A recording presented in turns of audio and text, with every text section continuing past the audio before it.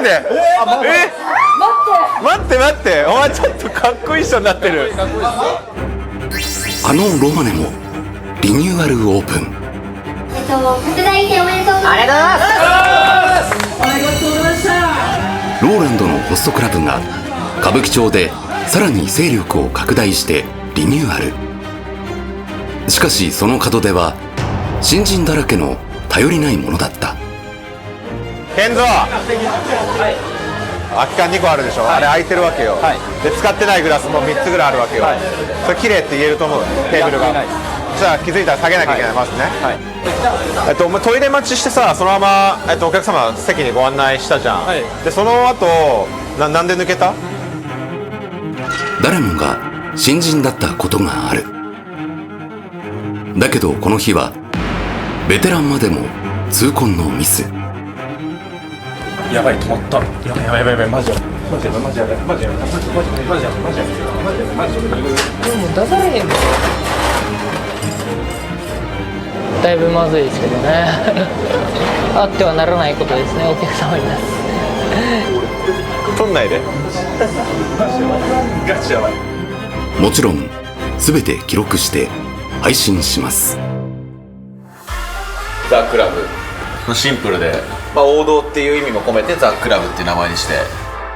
およそ5年半前、ザ・クラブを旗揚げしたローランド。出店場所はかつて働いていた店舗の真上。思い入れのある場所ではあったが、テーブル数は21択、繁忙期には予約を断ることもしばしば。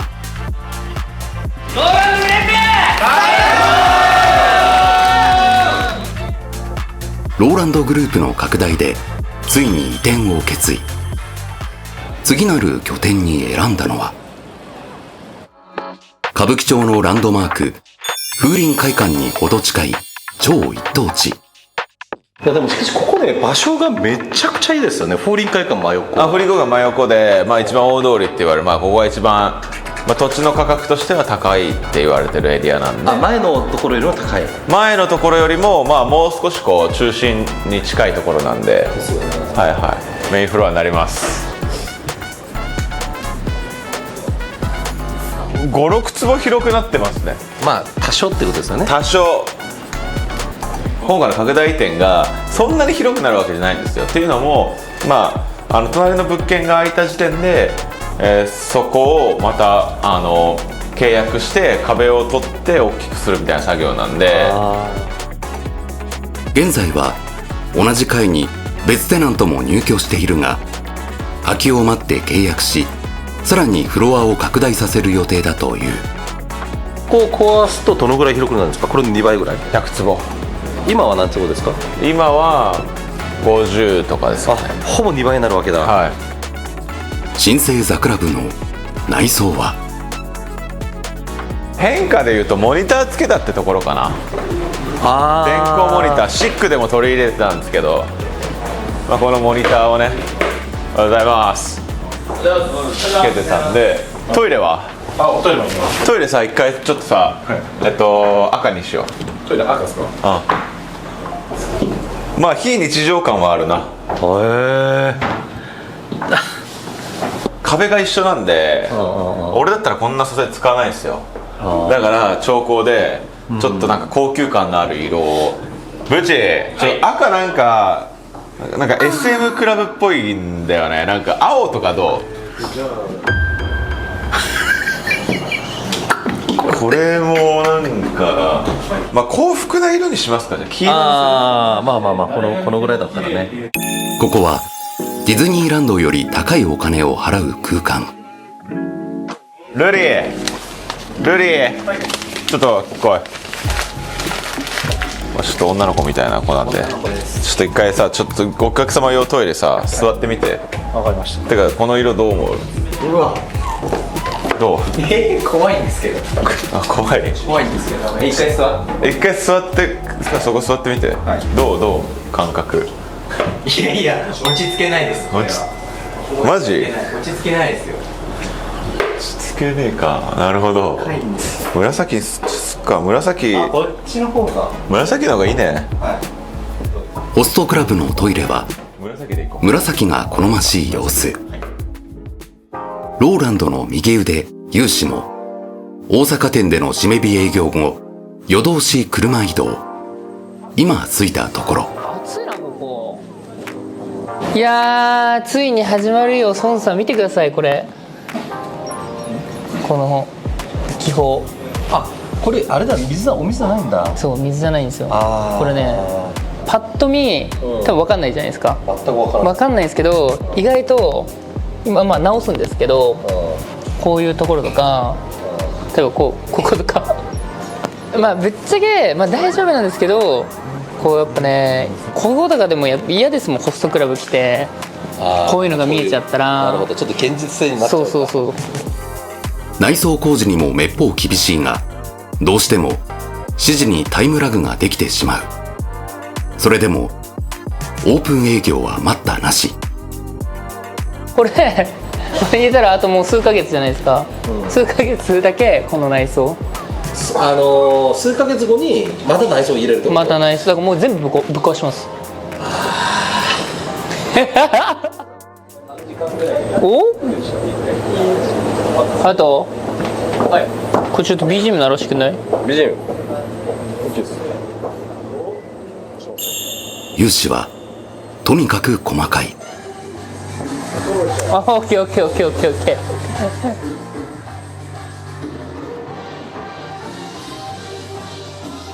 ー。いや、音響は完璧やな。お母ちゃん音響大丈夫です。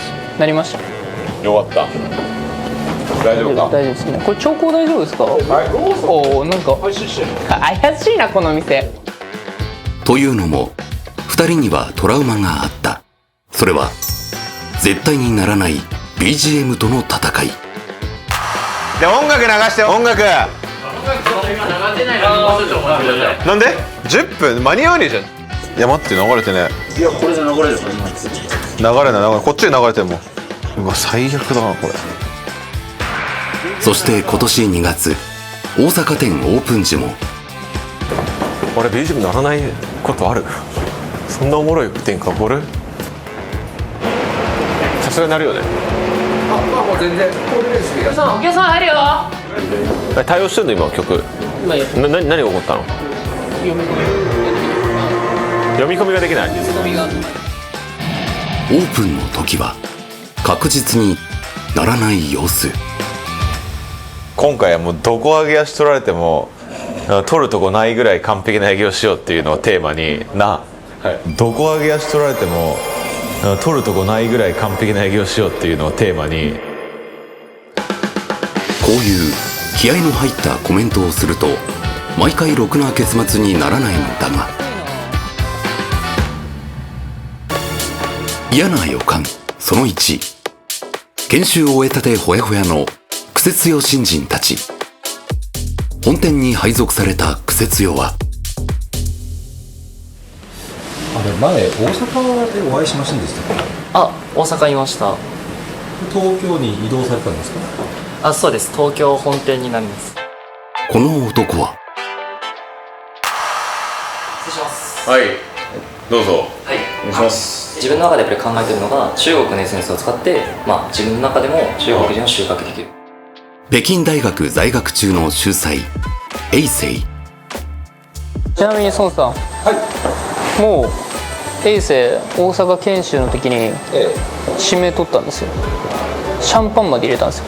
あ、そうなんですね。あ、そうですよ。今までで一番多分ないと思います。研修期間中にお客様取って50万売るとか。そうなんです。ないめっちゃ自信になりました。うん、すごいよ、頑張るね。自信の裏には落とし穴。トラウマがあるから閉めるのだ。今まで通ってくれたお客様が多分今日はねたくさん来店するとは思うんだけど、一番最初にねファーストコンタクト取るのはあなたたちなんだよね。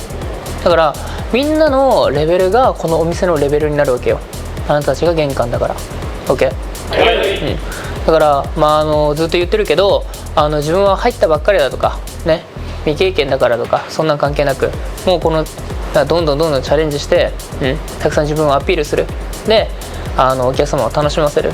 OK、よし、じゃあやるぞ。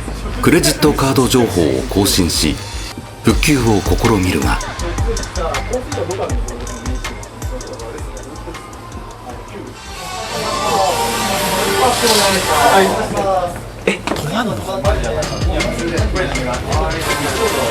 誰かさタイプ C のさ新しい iPhone15 持ってる人いない？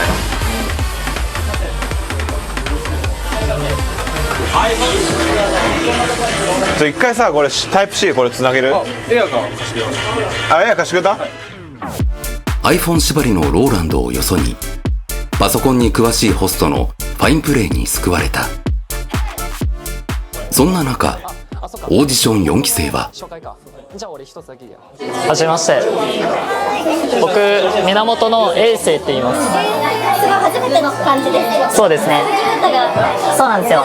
中国の始皇帝の名前が永世って言います。お願いします。